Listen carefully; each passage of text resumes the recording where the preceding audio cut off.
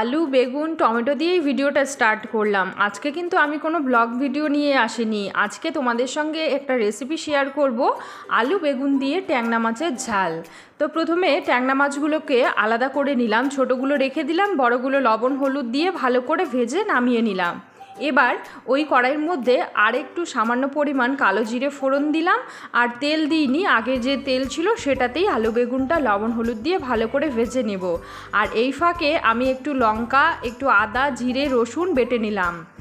এবার আমার আলু বেগুন ভাজা হয়ে গেছে। ওই তেলের মধ্যেই আর একটু আমি পেঁয়াজ কুচি দিলাম, টমেটো কুচি, আর একটু কাঁচা লঙ্কা বাটা, রসুন বাটা, পেঁয়াজ বাটা, আদা বাটা দিয়ে ভালো করে মশলাটা কষিয়ে নিলাম। কষানো হয়ে গেছে, আলু বেগুন মাছ সব কিছু দিয়ে আর একটু ভালো করে নেড়ে চেড়ে একটুখানি জল দিয়ে ঢেকে দিলাম।